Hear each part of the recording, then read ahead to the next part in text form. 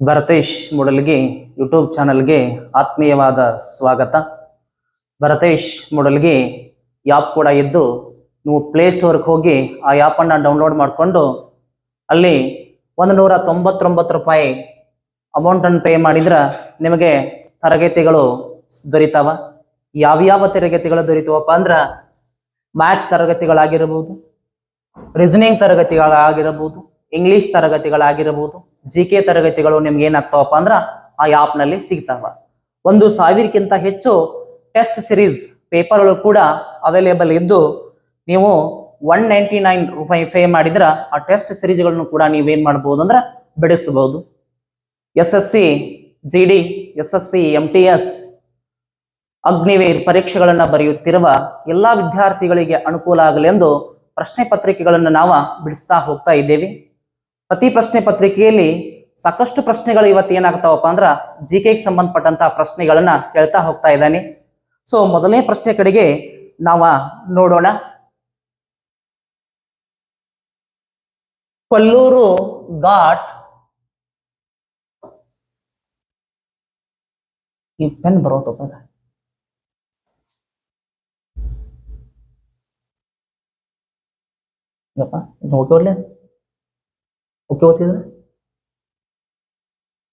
ಕೊಲ್ಲೂರು ಘಾಟ್ ಯಾವ ಪ್ರದೇಶವನ್ನ ಸಂಪರ್ಕಿಸುತ್ತದೆ?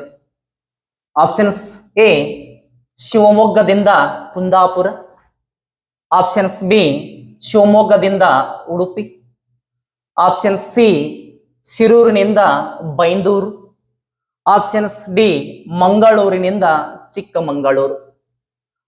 ತಮಗೆಲ್ಲರಿಗೆ ಗೊತ್ತು ಈ ಪ್ರಶ್ನೆಗೆ ಸರಿಯಾದ ಉತ್ತರ ಯಾವುದಪ್ಪ ಅಂತಂದ್ರೆ ಆಪ್ಷನ್ ಸಿ ಸಿರಿನೂರಿಂದ ಬೈಂದೂರು. ಸೊ ಪ್ರತಿ ಪ್ರಶ್ನೆ ಪತ್ರಿಕೆಯನ್ನು ನೀವು ಗಮನಿಸಿದಾಗ ಘಾಟ್ಗಳ ಮೇಲೆ ಪ್ರಶ್ನೆಯನ್ನು ಕೇಳ್ತಾ ಬಂದಿದ್ದಾನೆ. ಸೊ ಈ ಚಾರ್ಮುಡಿ ಘಾಟಕ್ಕೆ ಬರ್ತದ. ಮಂಗಳೂರಿನಿಂದ ಚಿಕ್ಕಮಗಳೂರನ್ನ ಸಂಪರ್ಕಿಸುವ ಘಾಟ್ ಯಾವುದಪ್ಪ ಅಂತಂದ್ರ ಅದು ಚಾರ್ಮುಡಿ ಘಾಟ್. ಹುಲಿಕಲ್ ಘಾಟಕ್ಕೆ ಬರ್ತದ. ಶಿವಮೊಗ್ಗದಿಂದ ಕುಂದಾಪುರವನ್ನ ಸಂಪರ್ಕಿಸುವ ಘಾಟ್ ಯಾವುದಪ್ಪ ಅಂತಂದ್ರ ಅದು ಹುಲಿಕಲ್ ಘಾಟ್ ಆಗ್ತದ. ಆಗುಂಬೆ ಘಾಟಕ್ಕೆ ಬರ್ತದ. ಶಿವಮೊಗ್ಗದಿಂದ ಉಡುಪಿಯನ್ನ ಸಂಪರ್ಕಿಸುವ ಘಾಟ್ ಯಾವುದಂದ್ರ ಅದು ಆಗುಂಬೆ ಘಾಟ್ ಆಗ್ತದ. ಸಿರಾಡಿ ಘಾಟಕ್ಕೆ ಬರ್ತದ. ಹಾಸನದಿಂದ ಸಕಲೇಶ್ಪುರವನ್ನ ಸಂಪರ್ಕಿಸುವ ಘಾಟ್ ಯಾವುದಪ್ಪ ಅಂತಂದ್ರ ಅದು ಸಿರಾಡಿ ಘಾಟ್ ಆಗ್ತದ. ಇನ್ನ ಬೋರ್ಗಾಂವ್ ಘಾಟ್ ಬರ್ತದ. ಮುಂಬೈದಿಂದ ಪುಣೆಯನ್ನ ಸಂಪರ್ಕಿಸುವ ಘಾಟ್ ಯಾವುದಂದ್ರ ಅದು ಬೋರ್ಗಾಂವ್ ಘಾಟ್ ಆಗ್ತದ. ಮತ್ತೆ ತಾಲ್ಘಾಟ್ ಅಂತ ಬರ್ತದ. ಮುಂಬೈದಿಂದ ನಾಸಿಕನ್ನ ಸಂಪರ್ಕಿಸುವಂತ ಘಾಟ್ ಯಾವ್ದಪ್ಪ ಅಂತಂದ್ರ ಅದು ತಾಲ್ಘಾಟ್ ಆಗ್ತದ. ಹೀಗಾಗಿ ಘಾಟ್ಗಳ ಮೇಲೆ ಪ್ರತಿ ಪತ್ರಿಕೆಯನ್ನು ನಾವು ಗಮನಿಸಿದಾಗ ಒಂದು ಪ್ರಶ್ನೆ ಇದ್ದೇ ಇರ್ತದ. ವಿದ್ಯಾರ್ಥಿಗಳು ಇದನ್ನ ಒಂದ್ ಕಡೆ ಎಲ್ಲಾದ್ರೂ ನೋಟ್ಸ್ ಮಾಡಿ ಇಟ್ಕೊಳ್ಳಕ್ ಸಾಧ್ಯ ಆಗಿರಬೇಕು. ಮುಂದಿನ ಪ್ರಶ್ನೆ, ಪ್ರಪಂಚದಲ್ಲಿ ಪ್ರಸ್ತುತ ಹಾಟ್ಸ್ಪಾಟ್ ಸಂಖ್ಯೆಗಳು ಎಷ್ಟಿದಾವ? ಪ್ರಪಂಚದಲ್ಲಿ ಪ್ರಸ್ತುತವಾಗಿ ಹಾಟ್ಸ್ಪಾಟ್ ಸಂಖ್ಯೆಗಳು ಎಷ್ಟಿದಾವಪ್ಪ ಅಂತಂದ್ರ ಮೊದಲೇ ಆಪ್ಷನ್ಸ್ ಅದ 34 ಅದ, ಎರಡನೇ ಆಪ್ಷನ್ಸ್ ಅದ 36 ಅದ, ಮೂರನೇ ಆಪ್ಷನ್ಸ್ ಅದ 35 ಅದ, ಆಪ್ಷನ್ಸ್ 4 ಅದ 39 ಅದ. ತಮಗೆಲ್ಲರಿಗೆ ಗೊತ್ತು ಈ ಪ್ರಶ್ನೆಗೆ ಸರಿಯಾದ ಉತ್ತರ ಏನಪ್ಪಾ ಅಂದ್ರ ಪ್ರಪಂಚದಲ್ಲಿ 36 ಹಾಟ್ಸ್ಪಾಟ್ಗಳನ್ನು ನಾವು ನೋಡ್ತೀವಿ. ಹೀಗಾಗಿ ಈ ಪ್ರಶ್ನೆಗೆ ಸರಿಯಾದ ಉತ್ತರ ಯಾವುದಪ್ಪ ಅಂತಂದ್ರ ಆಪ್ಷನ್ಸ್ ಬಿ ಆಗ್ತದ. ಸೊ ಭಾರತದಲ್ಲಿ ಹಾಟ್ಸ್ಪಾಟ್ಗಳು ಎಷ್ಟು ಅದಾವಪ್ಪ ಅಂತಂದ್ರ 4 ಹಾಟ್ಸ್ಪಾಟ್ಗಳನ್ನ ನಾವು ನೋಡ್ತೀವಿ.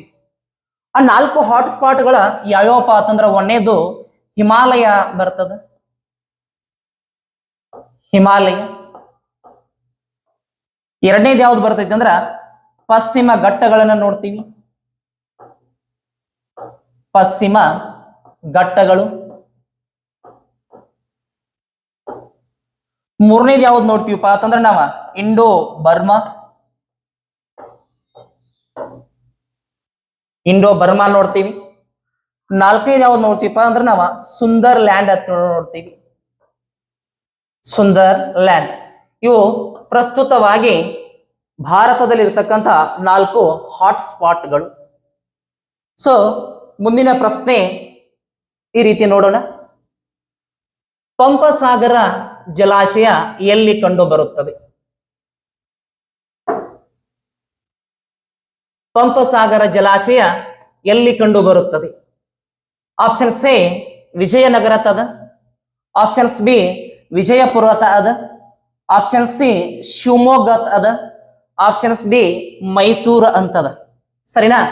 ಮೊದಲನೇದಾಗಿ ಪಂಪಸಾಗರವನ್ನ ನಾವ ತುಂಗಭದ್ರಾ ಅಂತ ಸಾಗರ ಅಂತ ಹೇಳ್ತೇವೆ. ತುಂಗಭದ್ರ. ಸರಿನಾ? ಈ ಪ್ರಶ್ನೆಗೆ ತಮಗೆಲ್ಲರಿಗೂ ಕೂಡ ಆಗ್ಲೇ ಉತ್ತರ ಗೊತ್ತಾಗ್ಯದ. ಪಂಪಸಾಗರ ಎಲ್ಲಿ ಕಂಡು ಬರ್ತೈತಿ ಅಂದ್ರೆ ಅದ ವಿಜಯನಗರದಲ್ಲಿ ಕಂಡು ಬರ್ತಕ್ಕಂತ ಒಂದು ಜಲಾಶಯ. ಸೊ ಮತ್ತೆ ವಿಜಯನಗರಕ್ಕೆ ಸಂಬಂಧಪಟ್ಟಂತ ಯಾವೆಲ್ಲ ಪ್ರಶ್ನೆಗಳನ್ನು ಕೇಳಬಹುದು ಅಂತಂದ್ರೆ, ವಿಜಯನಗರ ಕರ್ನಾಟಕದ ಎಷ್ಟನೇ ಜಿಲ್ಲೆ ಅಂತ ಪ್ರಶ್ನೆ ಕೇಳಿದ್ರ ಅದು ಕರ್ನಾಟಕದ 31ನೇ ಜಿಲ್ಲೆ ಅಂತ ಹೇಳ್ಬೋದು. ಒಂದ್ಸಾರಿ ಪ್ರಶ್ನೆ ಕೇಳಿದ್ದ ಆ ವಿಜಯನಗರ ಜಿಲ್ಲೆ ಒಳಗ ತಾಲೂಕುಗಳ ಸಂಖ್ಯೆ ಕೇಳಿದ್ದ. ಆ ತಾಲೂಕುಗಳ ಸಂಖ್ಯೆ ಎಷ್ಟಪ್ಪ ಅಂತಂದ್ರ 6 ತಾಲೂಕುಗಳನ್ನ ನಾವು ಕಾಣ್ತೀವಿ. ಸೊ ಅದರಲ್ಲಿ 4 ತಾಲೂಕುಗಳು ಹದಿಂದ ಸ್ಟಾರ್ಟ್ ಆಗ್ತಾವ, 2 ತಾಲೂಕುಗಳು ಕದಿಂದ ಸ್ಟಾರ್ಟ್ ಆಗ್ತಾವ. ನೀವು ಈ ಪ್ರಶ್ನೆಗೆ ಕಮೆಂಟ್ ಮಾಡಬೇಕು. ಮತ್ತೆ ಆಪ್ಷನ್ಸ್ ಬಿ ಅದ ವಿಜಯಪುರ ಅಂತದ. ಸೊ ವಿಜಯಪುರ ಮೇಲೆ ಮತ್ತೇನೆಲ್ಲ ಪ್ರಶ್ನೆಯನ್ನು ಕೇಳಬಹುದಪ್ಪ ಅಂತಂದ್ರ, ಕರ್ನಾಟಕದೊಳಗ ವಿಜಯಪುರವನ್ನ ನಾವ ಗುಮ್ಮಟಿ ನಗರ ಅಂತ ಹೇಳಿ ಕರಿತೀವಿ. ಗುಮ್ಮಟ ನಗರ ಅಂತ ಹೇಳಿ ಕರಿತೀವಿ. ಮತ್ತೆ ಪಂಚ ನದಿಗಳ ಜಿಲ್ಲೆ ಅಂತ ಹೇಳಿ ಕರಿತೀವಿ. ಪಂಚ ನದಿಗಳ ಜಿಲ್ಲೆ ಅಂತ ಹೇಳಿ ಕರಿತೀವಿ. ವಿಜಯಪುರದಲ್ಲಿ ಮತ್ತೆ ಏನ್ ಕಾಣ್ತೀವಿ ಅಂದ್ರೆ ನಾವ ಜಗತ್ ಪ್ರಸಿದ್ಧ ಗೋಳ ಗುಮ್ಮಟವನ್ನ ಕಾಣ್ತೀವಿ. ಗೋಳ ಗುಮ್ಮಟವನ್ನ ಕಾಣ್ತೀವಿ. ದಕ್ಷಿಣ ಭಾರತದ ತಾಜ್ ಮಹಲ್ ಆಗಿರ್ತಕ್ಕಂಥ ಇಬ್ರಾಹಿಂ ರೋಜಾ ಕೂಡ ನಾವು ಎಲ್ಲಿ ಕಾಣ್ತೀವಿ ಅಂದ್ರ ಈ ವಿಜಯಪುರದಲ್ಲಿ ಕಾಣ್ಲಿಕ್ಕೆ ಸಾಧ್ಯ ಅದ. ಸೊ ವಿಜಯಪುರದಲ್ಲಿ ಇದರ ಮೇಲೆ ಸಾಕಷ್ಟು ಹಿಂಗ ಪ್ರಶ್ನೆಗಳು ಬರ್ತಾವ, ನೀವು ಗಮನಿಸಬೇಕು. ಆಪ್ಷನ್ಸ್ ಸಿ ಅದ ಶಿವಮೊಗ್ಗ. ಶಿವಮೊಗ್ಗದ ಮೇಲೆ ಏನೇನು ಪ್ರಶ್ನೆ ಕೇಳಬಹುದಪ್ಪ ಅಂತಂದ್ರ, ಶಿವಮೊಗ್ಗ ಜಿಲ್ಲೆಯನ್ನ ನಾವ ಏನಂತ ಕರಿತೀವಪ್ಪ ಅಂತಂದ್ರ ಮಲೆನಾಡಿನ ಹೆಬ್ಬಾಗಿಲು ಅಂತೇಳಿ ಕರಿತೀವಿ. ಮಲೆನಾಡಿನ ಹೆಬ್ಬಾಗಿಲು ಅಂತೇಳಿ ಕರಿತೀವಿ. ಮಲೆನಾಡಿನ ಹೆಬ್ಬಾಗಿಲು ಅಂತೇಳಿ ನಾವ ಶಿವಮೊಗ್ಗವನ್ನ ಕರಿತೀವಿ. ಆಮೇಲೆ ಆಪ್ಷನ್ಸ್ ಡಿ ಅದ ಮೈಸೂರಿನ ಮೇಲೆ ಏನ್ ಪ್ರಶ್ನೆ ಕೇಳಬಹುದಪ್ಪ ಅಂತಂದ್ರೆ, ಮೈಸೂರನ್ನ ನಾವ ಸಾಂಸ್ಕೃತಿಕ ನಗರಿ ಅಂತ ಹೇಳಿ ಕರಿತೀವಿ. ಸಾಂಸ್ಕೃತಿಕ ನಗರ ಅಂತೇಳಿ ಕರಿತೀವಿ. ಮೈಸೂರನ್ನ ರಾಜಧಾನಿಯನ್ನಾಗಿ ಮಾಡಿಕೊಂಡು ಒಡೆಯರು ಏನ್ ಮಾಡ್ತಾರಂದ್ರ ಆಳ್ವಿಕೆ ಮಾಡ್ತಾರೋ ಅದನ್ನ ನೀವು ಇತಿಹಾಸ ತಿಳ್ಕೊಂಡರಿ. ಸೊ ಈ ಪ್ರಶ್ನೆಗೆ ಸರಿಯಾದ ಉತ್ತರ ಗೊತ್ತಾಯ್ತು ತಿಳ್ಕೊಂಡೇನೆ. ಮತ್ತೆ ಮುಂದಿನ ಪ್ರಶ್ನೆಗೆ ಹೋಗೋಣ. ಈ ಕೆಳಗಿನ ಯಾವ ನದಿಯು ಪಶ್ಚಿಮಾಭಿಮುಖವಾಗಿ ಹರಿಯುವುದಿಲ್ಲ? ಪ್ರಶ್ನೆಯನ್ನ ಸರಿಯಾಗಿ ಗಮನಿಸ್ರಿ. ಈ ಕೆಳಗಿನ ಯಾವ ನದಿಯು ಪಶ್ಚಿಮಾಭಿಮುಖವಾಗಿ ಹರಿಯುವುದಿಲ್ಲ ಪ್ರಶ್ನೆ ಮಾಡಿದಾನ. ಆಪ್ಷನ್ಸ್ ಎ ಅದ ಭವಾನಿ ನದಿ ಅದ, ಆಪ್ಷನ್ಸ್ ಬಿ ಅದ ಶರಾವತಿ ನದಿ ಅದ, ಆಪ್ಷನ್ ಸಿ ಅದ ನೇತ್ರಾವತಿ ಅದ, ಆಪ್ಷನ್ಸ್ ಡಿ ಅದ ಯಾವುದರ ಅಘನಾಶಿನಿ ಅಂತ ಹೇಳ್ತಾರೆ. ಸೊ ಭಾರತದವನ್ನ ಗಮನಿಸಿದಾಗ ಭಾರತದಲ್ಲಿ ನದಿ ವ್ಯವಸ್ಥೆ ಅನ್ನೋದದ. ಕೆಲವು ನದಿಗಳು ಪಶ್ಚಿಮಾಭಿಮುಖವಾಗಿ ಹರಿದ್ರ ಕೆಲವು ನದಿಗಳು ಪೂರ್ವಾಭಿಮುಖವಾಗಿ ಹರಿಯುವ ನದಿಗಳನ್ನ ಕಾಣ್ತೀವಿ. ಭಾರತ ವಿಷಯಕ್ಕೆ ತಗೊಂಡ್ರಾಗ ಭಾರತದಲ್ಲಿ ಪಶ್ಚಿಮಾಭಿಮುಖವಾಗಿ ಹರಿಯುವ ಅತ್ಯಂತ ಉದ್ದವಾದ ನದಿ ಯಾವ್ದಾದ್ರು ಪ್ರಶ್ನೆ ಕೇಳಿದ್ರ ಅದು ಯಾವುದಂದ್ರ ನರ್ಮದಾ ನದಿ. ಭಾರತವನ್ನ ಕೇಳಿದ್ರ ಅದು ನರ್ಮದಾ ನದಿ. ಮತ್ತೆ ಭಾರತವನ್ನ ಉತ್ತರ ಭಾರತ ಮತ್ತು ದಕ್ಷಿಣ ಭಾರತ ಅಂತ ಹೇಳಿ ಡಿವೈಡ್ ಮಾಡುವಂತ ನದಿ ಕೇಳಿದ್ರ ಅದು ಕೂಡ ನರ್ಮದಾ ನದಿ ಆಗ್ತದ. ಮತ್ತೆ ನರ್ಮದಾ ನದಿಯಲ್ಲಿ ಹುಟ್ಟತೈತಿಪ್ಪ ಅಂತಂದ್ರ ಅದು ಅಮರಕಂಟಕದೊಳಗ ಹುಟ್ಟತದ. ಅಮರಕಂಟಕದೊಳಗ ಹುಟ್ಟಿ ಪಶ್ಚಿಮಾಭಿಮುಖವಾಗಿ ಹರಿದು ಅರಬ್ಬಿ ಸಮುದ್ರವನ್ನ ಏನ್ ಮಾಡ್ತೈತಿ ಅಂದ್ರ ಗುಜರಾತಿನ ಬಳಿ ಸೇರ್ತದ. ಸೊ ಈ ನದಿಯ ಮೇಲೆ ಒಂದು ಕಾಳಗ ನಡೆದದ, ಅದನ್ನ ನಾವು ನರ್ಮದಾ ಕಾಳಗ ಅಂತ ಹೇಳಿ ಕರಿತೀವಿ. ಯಾವಾಗ ನಡೀತೆ ಅಂದ್ರ ಅದು ಸಾಮಾನ್ಯ ಶಕ 634ರಲ್ಲಿ ನಡೆದಂತ ಕದನ ಆಗ್ಯದ. ಯಾರ ಮಧ್ಯ ಆ ಕದನ ನಡೀತಪ್ಪ ಅಂತಂದ್ರೆ ವರ್ಧನರ ಅರಸ ಆಗಿರ್ತಕ್ಕಂಥ ಹರ್ಷವರ್ಧನ ಬಾದಾಮಿಯ ಚಾಲುಕ್ಯರ ಪ್ರಸಿದ್ಧ ಅರಸನಾಗಿರ್ತಕ್ಕಂಥ ಇಮ್ಮಡಿಯ ಪುಲಕೇಶಿನ ಮಧ್ಯೆ ಈ ನರ್ಮದಾ ಕಾಳಗ ನಡೀತದ. ಈ ನರ್ಮದಾ ಕಾಳಗದಲ್ಲಿ ಗೆದ್ದವ್ ಯಾರಪ್ಪ ಅಂತಂದ್ರ ಇಮ್ಮಡಿ ಪುಲಕೇಶಿ ಗೆಲ್ತಾನ, ಸೋತಾವ್ ಯಾರಪ್ಪ ಅಂತಂದ್ರ ಹರ್ಷವರ್ಧನ ಸೋಲ್ತಾನ. ಈ ನರ್ಮದಾ ಕಾಳಗದಲ್ಲಿ ಗೆದ್ದ ಮೇಲೆ ಈ ಇಮ್ಮಡಿ ಪುಲಕೇಶನಿಗೆ ಬಂದಂತ ಬಿರುದು ಯಾವ್ದಪ್ಪ ಅಂತಂದ್ರ ಪರಮೇಶ್ವರ ಅಂತೇಳಿ ಬಿರುದನ್ನ ಪಡೆದ. ಪರಮೇಶ್ವರ ಅಂತೇಳಿ ಬಿರುದನ್ನ ಪಡಿತಾನ. ಪರಮೇಶ್ವರ ಅಂತೇಳಿ ಬಿರುದನ್ನ ಪಡಿತ. ಸರಿನಾ? ಹಾಗೆ ಈ ಪ್ರಶ್ನೆಗೆ ನೀವು ಉತ್ತರವನ್ನು ನೋಡಿದಾಗ ಆಪ್ಷನ್ ಸಿ ಸರಿಯಾದ ಉತ್ತರ ಆಗ್ತದ. ಆಪ್ಷನ್ ಸಿ ಸರಿಯಾಗಿ ಉತ್ತರ ಆಗ್ತದ. ಸರಿನಾ? ಪ್ರಶ್ನೆ ಏನ್ ಕೇಳೋಣಪ್ಪ ಅಂತಂದ್ರ ಯಾವ ನದಿ ಪಶ್ಚಿಮಾಭಿಮುಖವಾಗಿ ಹರಿಯುವುದಿಲ್ಲ ಅಂತೇಳಿ ಪ್ರಶ್ನೆಯನ್ನು ಕೇಳೋಣ. ಸೊ ನೀವು ಕರ್ನಾಟಕದಲ್ಲಿ ಪಶ್ಚಿಮಾಭಿಮುಖವಾಗಿ ಹರಿಯುವ ನದಿಗಳನ್ನ ಒಂದು ಕೋಡ್ ಕೊಡ್ತೀನಿ. ಆ ಕೋಡ್ ಮುಖಾಂತರ ನೀವ್ ಏನ್ ಮಾಡ್ಕೋಬೇಕಂದ್ರ ನೆನಪಿಟ್ಕೋಬೇಕಾಗ್ತದೆ. ಯಾವ ಕೋಡ್ ಏನಪ್ಪಾ ಅಂತಂದ್ರ ಮಗನೇ ಮಗನೇ ಅವಕಾಶ. ಮಗನೇ ಅವಕಾಶ.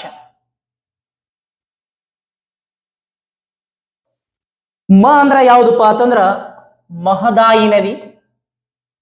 ಮಹದಾಯಿ ನದಿ. ಗ ಆತಂದ್ರ ಗಂಗಾವಳಿ ನದಿ.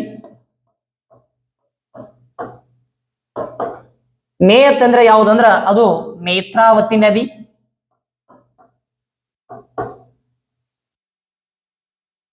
ಅಂತಂದ್ರ ಯಾವುದು ಅದು ಅಘನಾಶಿನಿ.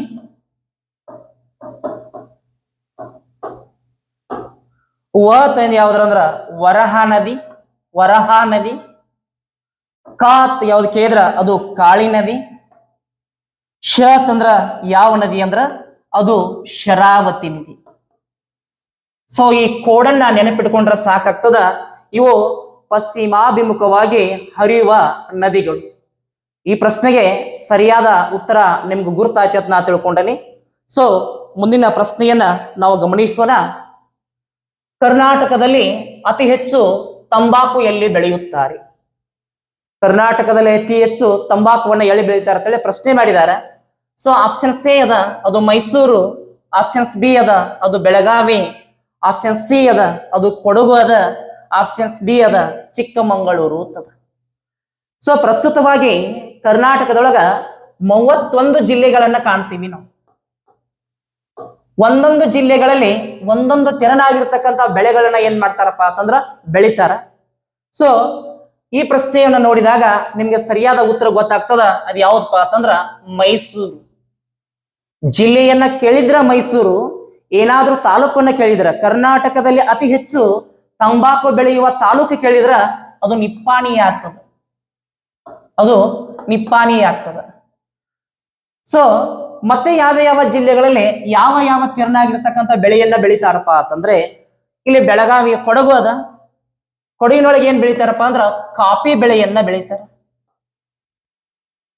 ಮತ್ತೆ ಚಿಕ್ಕಮಗಳೂರು ಅದ. ಇಲ್ಲಿ ಕೂಡ ಕಾಫಿ ಮತ್ತು ಟೀಯನ್ನು ಕೂಡ ಬೆಳಿತಾರ.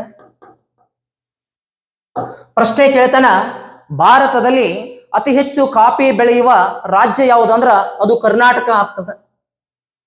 ಆಮೇಲೆ ಭಾರತದಲ್ಲಿ ಅತಿ ಹೆಚ್ಚು ಚಹಾ ಬೆಳೆಯುವ ರಾಜ್ಯಪ್ಪ ಅಂತಂದ್ರ ಅದು ಆಸಾಂ ಆಗ್ತದೆ. ಸೊ ಇದಷ್ಟೇ ಅಲ್ಲ, ಮತ್ತೆ ಬೇರೆ ಬೇರೆ ಜಿಲ್ಲೆಗಳಲ್ಲಿ ಬೆಳೆಗಳನ್ನ ಏನ್ ಮಾಡ್ತಾರ ಬೆಳಿತಾರ. ಉದಾಹರಣೆಗಾಗಿ ನಾವು ಕಲಬುರ್ಗಿಯನ್ನ ತಗೊಂಡ್ರ ತೊಗರಿಯ ಕಣಜ ಅಂತೇಳಿ ಕರಿತೀವಿ. ತೊಗರಿಯನ್ನ ಹೆಚ್ಚು ಬೆಳಿತಾರ. ತೊಗರಿಯ ಕಣಜ ಅಂತ ಕೇಳಿದ್ರ ಅದು ಕಲಬುರ್ಗಿ ಆಗ್ತದೆ. ನಾವು ಕೊಪ್ಪಳನ ತಗೊಂಡ್ರ ಅತಿ ಹೆಚ್ಚು ಭತ್ತವನ್ನ ಬೆಳಿತಾರ. ಹಾವೇರಿನ ತಗೊಂಡ್ರ ಮೆಣಸಿನಕಾಯಿ ಜಾಸ್ತಿ ಬೆಳಿತಾರ. ದಾವಣಗೆರೆಯನ್ನು ತಗೊಂಡ್ರೆ ನಾವ ಹತ್ತಿಯನ್ನ ಹೆಚ್ಚು ಬೆಳಿತಾರೆ. ಸೊ ಬೇರೆ ಬೇರೆ ಜಿಲ್ಲೆಗಳಲ್ಲಿ ಬೇರೆ ಬೇರೆ ತೆರನಾಗಿರ್ತಕ್ಕಂಥ ಬೆಳೆಗಳನ್ನ ಏನ್ ಮಾಡ್ತಾರ ಬೆಳಿತಾರ. ನೀವು ಎಲ್ಲಾ ಜಿಲ್ಲೆಗಳಲ್ಲಿ ಯಾವ ಯಾವ ತೆರನಾಗಿರ್ತಕ್ಕಂಥ ಬೆಳೆಯನ್ನ ಬೆಳಿತಾರ ಅಂತೇಳಿ ಒಂದ್ ಕಡೆ ಪಟ್ಟಿ ಮಾಡಿ ಇಟ್ಕೊಂಡು ನೀವು ಓದ್ಲಾಕ್ ಸಾಧ್ಯ ಆಗಿರಬೇಕು. ಹೀಗಾಗಿ ಈ ಪ್ರಶ್ನೆಗೆ ಸರಿಯಾದ ಉತ್ತರ ತಮಗೆಲ್ಲ ಗುರುತಾಗೈತೆ ಅಂತ ನಾನು ಅನ್ಕೊಂಡನಿ. ಮತ್ತೆ ಮುಂದಿನ ಪ್ರಶ್ನೆಗೆ ಹೋಗೋಣ. ಸೊ ಕರ್ನಾಟಕದ ಆರ್ಥಿಕತೆಗೆ ಅತಿ ಹೆಚ್ಚು ಕೊಡುಗೆ ನೀಡಿರುವ ವಲಯ ಯಾವುದು? ಸೊ ಎಕನಾಮಿಕ್ಸ್ ಸಂಬಂಧಪಟ್ಟಂತ ಈ ಪ್ರಶ್ನೆ ಅದ. ಕರ್ನಾಟಕದ ಆರ್ಥಿಕತೆಗೆ ಅತಿ ಹೆಚ್ಚು ಕೊಡುಗೆ ನೀಡಿರುವ ವಲಯ ಯಾವುದು ಅಂತ ಪ್ರಶ್ನೆ ಕೇಳ್ಯಾನ. ಆಪ್ಷನ್ಸ್ ಎ ಅದ ಪ್ರಾಥಮಿಕ ವಲಯ ಅದ, ಆಪ್ಷನ್ಸ್ ಬಿ ಅದ ಮಾಧ್ಯಮಿಕ ವಲಯ ಅದ, ಆಪ್ಷನ್ ಸಿ ಅದ ಅದು ಸೇವಾ ವಲಯ ಅದ, ಆಪ್ಷನ್ಸ್ ಡಿ ಅದ ಇದು ಚತುರ್ಥಕ ವಲಯ ಅಂತ ಹೇಳಿ. ಸೊ ಪ್ರಶ್ನೆ ನೋಡಿದ್ರೆ ನಿಮ್ಗೆ ಅರ್ಥ ಆಗ್ತದ. ಸೊ ಒಂದು ಉದಾಹರಣೆ ಮುಖಾಂತರ ನಾವು ಇದನ್ನ ನೋಡೋಣ, ಸರಿನಾ? ನಾವೇನ್ ಮಾಡ್ತೀವಿ, ನಮ್ಮ ಹೊಲದೊಳಗ ಕಬ್ಬನ್ನ ಬೆಳಿತೀವಿ, ಸರಿನಾ? ಈ ಕಬ್ಬ ಏನಾಗ್ತದಂದ್ರ ಇದು ಪ್ರಾಥಮಿಕ ವಲಯ. ಪ್ರಾಥಮಿಕ ವಲಯ. ಆ ಕಬ್ಬನ್ನ ಏನ್ ಮಾಡ್ತೀವಪ್ಪ ಅಂತಂದ್ರ ನಾವ ಬೆಲ್ಲವನ್ನಾಗಿ ಮಾಡ್ತೀವಿ. ಸೊ ಅದು ಮಾಧ್ಯಮಿಕ ವಲಯ ಆಗ್ತದ.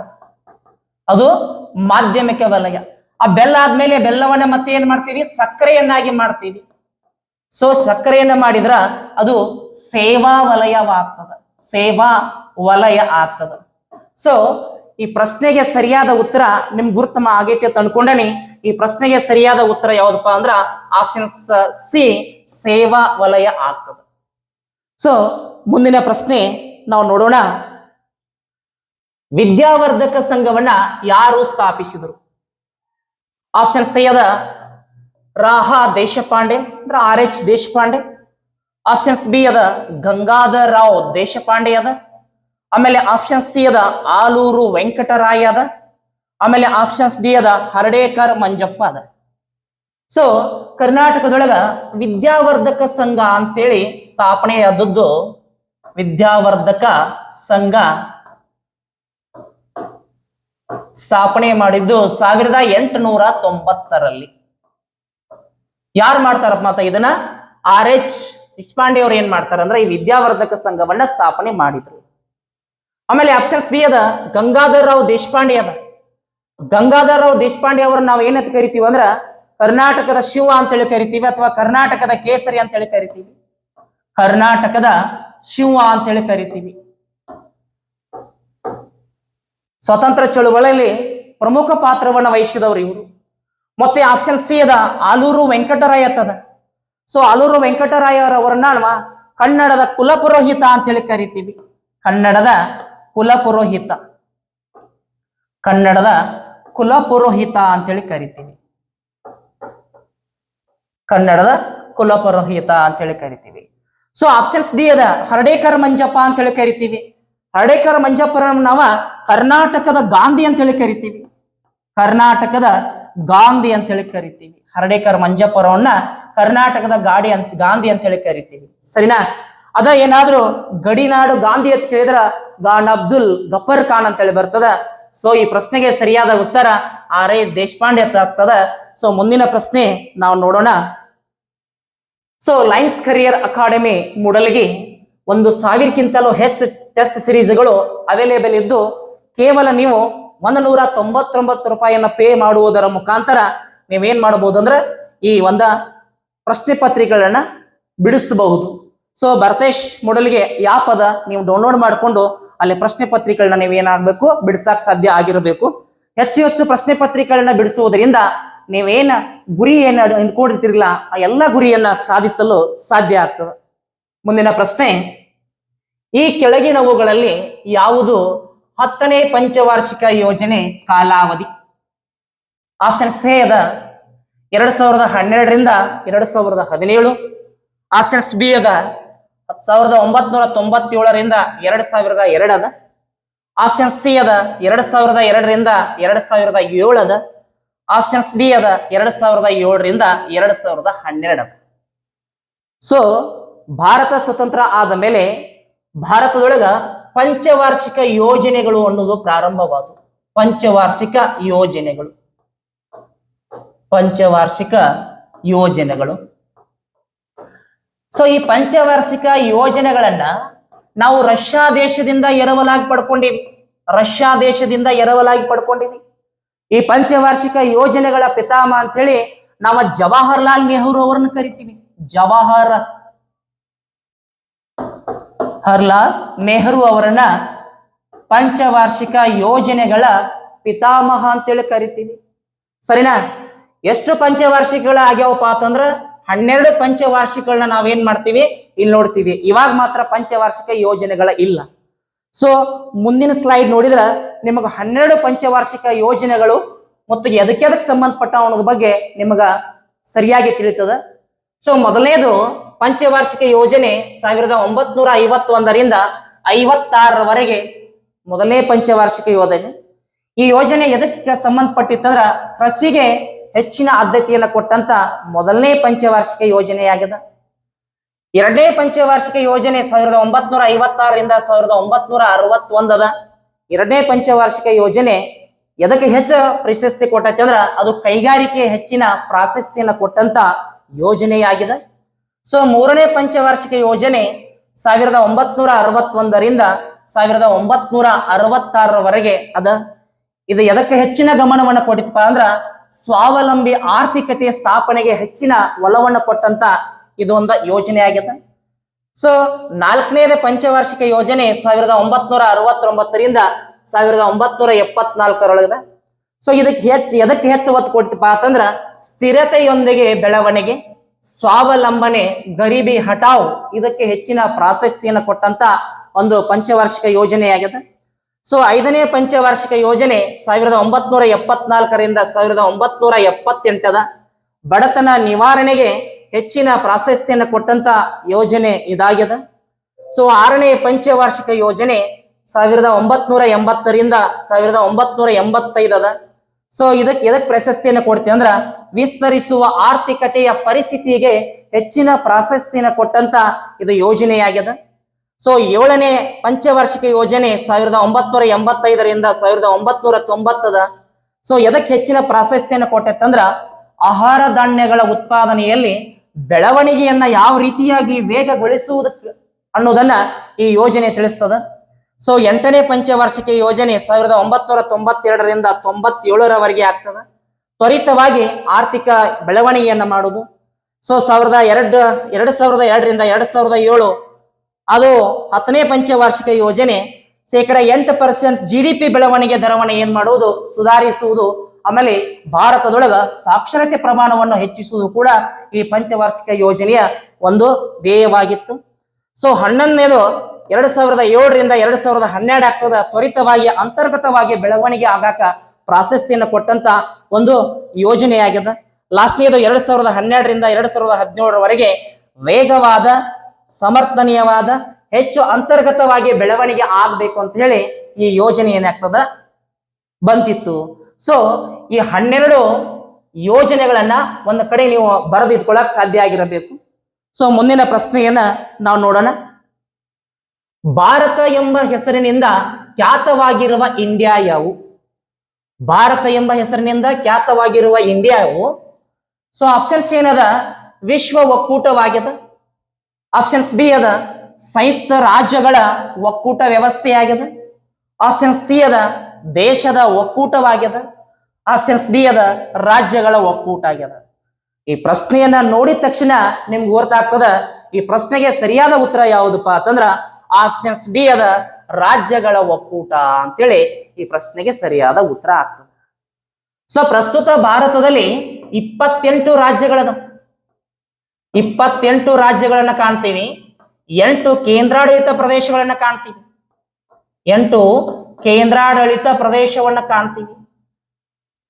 ಹಲವು ಸಂಸ್ಕೃತಿಗಳನ್ನು ಕೂಡ ಕಾಣ್ತೀವಿ. ಹಲವು ರೀತಿಯ ಸಂಸ್ಕೃತಿಯನ್ನ ಕಾಣ್ತೀವಿ. ಸಾಕಷ್ಟು ಭಾಷೆಗಳನ್ನ ಕಾಣ್ತೀವಿ. ನಾವೆಲ್ಲ ಸಾಕಷ್ಟು ಭಾಷೆಗಳನ್ನು ಕಾಣ್ತೀವಿ. ಸೊ ಹೀಗಾಗಿ ಭಾರತವನ್ನ ನಾವು ವಿವಿಧತೆಯಲ್ಲಿ ಏಕತೆ ಹೊಂದಿರುವ ರಾಷ್ಟ್ರ ಅಂತ ಹೇಳಿ ಕರಿತೀವಿ. ಸರಿನಾ? ಸೊ ಭಾರತ 32,87,263 ಚದರ ಕಿಲೋಮೀಟರ್ ವಿಸ್ತೀರ್ಣವನ್ನ ಹೊಂದಿದೆ. ಸರಿನಾ? ಆಮೇಲೆ 7,516.6 ಕಿಲೋಮೀಟರ್ ಉದ್ದದ ಕರಾವಳಿಯನ್ನ ಹೊಂದಿದೆ. ದ್ವೀಪಗಳನ್ನ ಸೇರಿಸಿದ್ರೆ ಇಷ್ಟ ಆಗ್ತದ. ದ್ವೀಪವನ್ನ ಬಿಟ್ರ 6,100 ಕಿಲೋಮೀಟರ್ ಉದ್ದದ ದ್ವೀಪಗಳನ್ನ ಹೊಂದಿದೆ. ಉದ್ದದ ಕರಾವಳಿಯನ್ನು ಹೊಂದಿದ. ಸರಿನಾ? ಆಮೇಲೆ ಟೋಟಲ್ ಭಾರತದಲ್ಲಿ ದ್ವೀಪಗಳ ಸಂಖ್ಯೆ ಅಂತಂದ್ರ 247 ದ್ವೀಪಗಳನ್ನ ನಾವೇನ್ ಮಾಡ್ತೀವಿ ಕಾಣ್ಲಾಕ ಸಾಧ್ಯ ಅದ. ಬಂಗಾಳ ಕೊಲ್ಲಿ ಒಳಗ ಅಂಡಮಾನ್ ಮತ್ತು ನಿಕೋಬಾರ್ ದ್ವೀಪಗಳನ್ನ ಕಾಣ್ತೀವಿ. ಅರಬ್ಬಿ ಸಮುದ್ರದೊಳಗ ಲಕ್ಷದ್ವೀಪಗಳನ್ನ ಕಾಣ್ತೀವಿ. ಇತ್ತೀಚೆಗೆ ಈ ಬಂಗಾಳ ಕೊಲ್ಲಿಯಲ್ಲಿರ್ತಕ್ಕಂಥ ಅಂಡಮಾನ್ ಮತ್ತು ನಿಕೋಬಾರದ ಮೊದಲ ರಾಜಧಾನಿ ಅನ್ನ ಚೇಂಜ್ ಮಾಡ್ಯಾನ. ಯಾವ್ದಪ್ಪ ಅಂತಂದ್ರ ಶ್ರೀ ವಿಜಯಪುರಂ ಅಂತೇಳಿ. ಶ್ರೀ ವಿಜಯಪುರಂ ಅಂತೇಳಿ ಚೇಂಜ್ ಮಾಡ್ಯಾರ. ಸೊ ಲಕ್ಷದ್ವೀಪಗಳ ರಾಜಧಾನಿ ಕವರತ್ತಿ ಅಂತ ಆಗ್ತದ. ಕವರತ್ತಿ ಅಂತ ಆಗ್ತದ. ಭಾರತ 9 ರಾಜ್ಯಗಳಲ್ಲಿ ಜಲಗಡಿಯನ್ನ ಹೊಂದ್ಯದ. ಸೊ ಭಾರತದ ಪೂರ್ವದ ಕರಾವಳಿಯನ್ನ ಕೋರಮಂಡಲ ತೀರ ಪ್ರದೇಶ ಅಂತ ಹೇಳಿ ಕರಿತೀವಿ. ಭಾರತದ ಪಶ್ಚಿಮ ಕರಾವಳಿಯನ್ನ ಮಲಬಾರ್ ತೀರ ಪ್ರದೇಶ ಅಂತ ಹೇಳಿ ಕರಿತೀವಿ. ಸೊ ಭಾರತದ ಪೂರ್ವದೊಳಗ ಬಂಗಾಳ ಕೊಲ್ಲಿಯನ್ನ ಕಂಡದ್ರ ಪಶ್ಚಿಮದಲ್ಲಿ ಅರಬ್ಬಿ ಸಮುದ್ರವನ್ನು ಕಾಣ್ತೀವಿ. ಅರಬ್ಬಿ ಸಮುದ್ರದಲ್ಲಿ ಅತ್ಯಂತ ಎತ್ತರವಾದ ಶಿಖರ ಯಾವುದು ಅಂತೇಳಿ ಒಂದು ಸಾರಿ ಪ್ರಶ್ನೆ ಕೇಳಿದ್ದ. ಅದು ರಾಮನ್ ಶಿಖರ ಅಂತೇಳಿ ಬರ್ತದ. ರಾಮನ್ ಶಿಖರ ಅಂತೇಳಿ ಅರಬ್ಬಿ ಸಮುದ್ರದೊಳಗ ಅತ್ಯಂತ ಎತ್ತರವಾದ ಶಿಖರ ಅಂತೇಳಿ ಬರ್ತದ. ಈ ಅರಬ್ಬಿ ಸಮುದ್ರದ ಮೊದಲ ಹೆಸರು ಏನಾಗಿತ್ತು ಅಂತೇಳಿ ಒಂದ್ಸರಿ ಪ್ರಶ್ನೆ ಕೇಳಿದ್ದ. ಆ ಮೊದಲ ಹೆಸರು ಏನಾಗಿತ್ತಪ್ಪ ಅಂತಂದ್ರ ಇಂಪೀರಿಯಲ್ ಸರೋವರವಾಗಿತ್ತು. ಇಂಪೀರಿಯಲ್ ಸರೋವರವಾಗಿತ್ತು. ಸೊ ಮತ್ತೆ ಪ್ರಶ್ನೆ ಕೇಳಬಹುದು, ಅರಬ್ಬಿ ಸಮುದ್ರದ ರಾಣಿ ಅಂತೇಳಿ ಯಾವುದನ್ನು ಕರೀತಾರಂದ್ರ ಅದು ಕೇರಳದ ಕೊಚ್ಚಿನನ್ನ ಅರಬ್ಬಿ ಸಮುದ್ರದ ರಾಣಿ ಅಂತೇಳಿ ಕರೀತಾರ. ಸೊ ಸಾಕಷ್ಟು ಪ್ರಶ್ನೆಗಳು ಏನಾಗ್ತಾವಪ್ಪ ಅಂದ್ರ ಈ ರೀತಿ ಹುಟ್ಕೋತಾವ. ಸೊ ಎಲ್ಲಾ ಪ್ರಶ್ನೆಗಳನ್ನ ಸರಿಯಾಗಿ ನೀವೇನ್ ಮಾಡಬೇಕು, ಗಮನಿಸಬೇಕು. ಈ ಪ್ರಶ್ನೆಗೆ ಸರಿಯಾದ ಉತ್ತರ ನಿಮ್ಗೆ ನಾನು ಗುರುತಾಗೈತೆ ಅಂತ ತಿಳ್ಕೊಂಡಾನೆ. ಮುಂದಿನ ಪ್ರಶ್ನೆ ಕಡೆ ಹೋಗೋಣ. ಭಾರತದಲ್ಲಿ ಮೊದಲ ಬಾಲಕಿಯರ ಶಾಲೆಯನ್ನ ಸ್ಥಾಪಿಸಿದವರು ಯಾರು? ಭಾರತದೊಳಗ ಮೊದಲ ಬಾಲಕಿಯರ ಶಾಲೆಯನ್ನ ಸ್ಥಾಪಿಸಿದವರು ಯಾರು? ಆಪ್ಷನ್ಸ್ ಎ ಅದ ವಿಜಯಲಕ್ಷ್ಮಿ ಪಂಡಿತ್ ಅದ. ಆಪ್ಷನ್ಸ್ ಬಿ ಅದ ಉಷಾ ಮೆಹ್ತಾ ಅದ. ಆಪ್ಷನ್ಸ್ ಸಿ ಅದ ಸರೋಜಿನಿ ನಾಯ್ಡು ಅಂತದ. ಆಪ್ಷನ್ಸ್ ಡಿ ಅದ ಸಾವಿತ್ರಿಬಾಯಿ ಪುಲೆ ಅಂತದ. ಸರಿನಾ? ಇದನ್ನ ನೋಡಿದ ತಕ್ಷಣ ನಿಮಗೆ ಉತ್ತರ ಗುರ್ತಾಗ್ತದ. ಸರಿನಾ? ಏನಪ್ಪಾ ಅಂತಂದ್ರ ಭಾರತದಲ್ಲಿ ಮೊದಲ ಬಾರಿಗೆ ಬಾಲಕಿಯರ ಶಾಲೆಯನ್ನ ತೆರೆದವರು ಯಾರಪ್ಪ ಅಂತಂದ್ರ ಆಪ್ಷನ್ಸ್ ಬಿ ಅದ ಸಾವಿತ್ರಿಬಾಯಿ ಪುಲೆ. ಸೊ ಈ ಸಾವಿತ್ರಿಬಾಯಿ ಪುಲೆ ಅವರ ಪತಿಯ ಹೆಸರು ಜ್ಯೋತಿಬಾ ಪುಲೆ.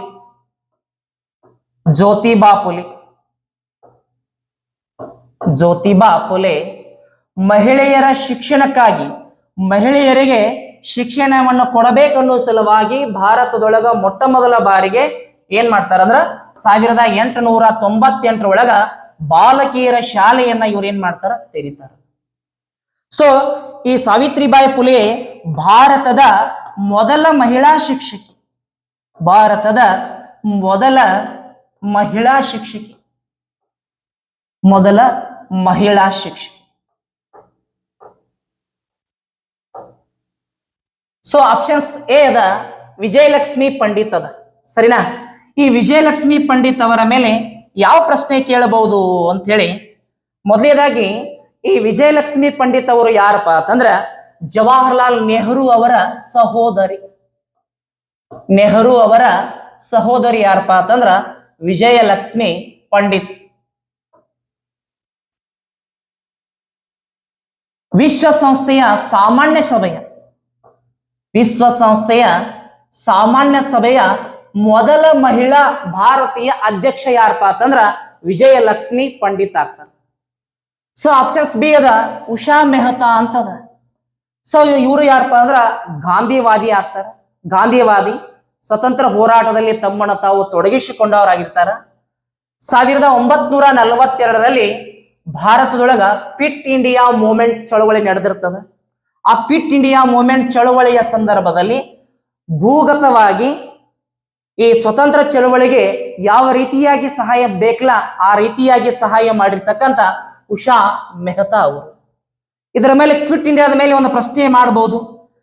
ಕ್ವಿಟ್ ಇಂಡಿಯಾ ಚಳವಳಿ ಒಳಗ ಗಾಂಧೀಜಿಯವರ ಒಂದು ಮಹತ್ವದ ಘೋಷಣೆ ಯಾವುದಪ್ಪ ಅಂತಂದ್ರ ಮಾಡು ಇಲ್ಲವೇ ಮಡಿ, ಡೂ ಆರ್ ಡೈ. ಮಾಡು ಇಲ್ಲವೇ ಮಡಿ. ಮಾಡು ಇಲ್ಲವೇ ಮಡಿ ಎಂಬ ಘೋಷಣೆಯನ್ನ ಮಹಾತ್ಮ ಗಾಂಧೀಜಿಯವರು ಏನ್ ಮಾಡ್ತಾರ ಹೇಳ್ತಾರ. ಮತ್ತೆ ಏನದ ಸರೋಜಿನಿ ನಾಯ್ಡು ಅಂತದ. ಸೊ ಇವ್ರ ಮೇಲೆ ಏನ್ ಪ್ರಶ್ನೆ ಆಗ್ಬಹುದು ಸರೋಜಿನಿ ನಾಯ್ಡು ಅಂತೇಳಿ. ಸರೋಜಿನಿ ನಾಯ್ಡು ಅವರನ್ನ ನಾವ ಭಾರತದ ಕೋಗಿಲೆ ಅಂತೇಳಿ ಕರಿತೀವಿ. ಭಾರತದ ಕೋಗಿಲೆ ಅಂತೇಳಿ ಕರಿತೀವಿ. ಸರೋಜಿನಿ ನಾಯ್ಡು ಅವರನ್ನ ಭಾರತದ ಕೋಗಿಲೆ ಅಂತೇಳಿ ಕರೆದವ್ರು ಯಾರಪ್ಪ ಅಂತಂದ್ರ ಮಹಾತ್ಮ ಗಾಂಧೀಜಿಯವರು. ಮಹಾತ್ಮ ಗಾಂಧೀಜಿಯವರು ಏನ್ ಮಾಡ್ತಾರ ಅಂದ್ರೆ ಇವರನ್ನ ಭಾರತದ ಕೋಗಿಲೆ ಅಂತ ಹೇಳಿ ಕರೆದ್ರು. ಸರಿನಾ? ಮತ್ತೆ ಏನ್ ಪ್ರಶ್ನೆ ಕೇಳ್ಬೋದು ಇವ್ರ ಮೇಲ್ಪ ಅಂತಂದ್ರ ಭಾರತದ ಮೊದಲ ಮಹಿಳಾ ರಾಜ್ಯಪಾಲರು. ಮೊದಲ ಮಹಿಳಾ ರಾಜ್ಯಪಾಲರು.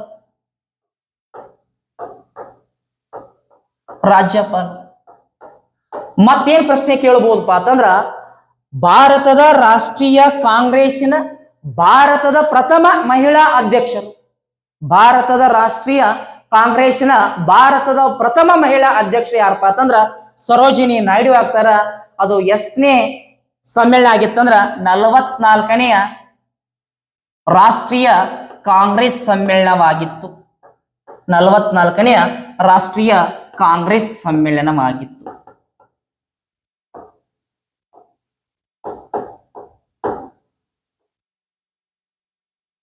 ಪ್ರಪಂಚದ ಮೊದಲ ಮಹಿಳಾ ಪ್ರಧಾನಿ ಯಾರು? ಈ ಪ್ರಶ್ನೆಗೆ ಕಾಮೆಂಟ್ ಹಾಕ್ರಿ. ಸೊ ಈ ಪ್ರಶ್ನೆಗೆ ಸರಿಯಾದ ಉತ್ತರ ತಮಗೆಲ್ಲರಿಗೂ ಗುರುತಾಗಿದೆ ನಾನು ಅನ್ಕೊಂಡನಿ. ಮುಂದಿನ ಪ್ರಶ್ನೆ ನೋಡೋಣ.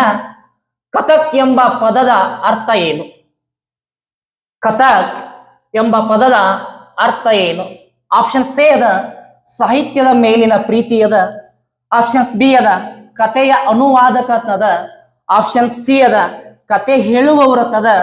ಆಪ್ಷನ್ಸ್ ಡಿ ಅದ ಪ್ರೇಮ ಮತ್ತು ಸಂಗೀತದ ಬಗ್ಗೆ ಹೇಳ್ತದ.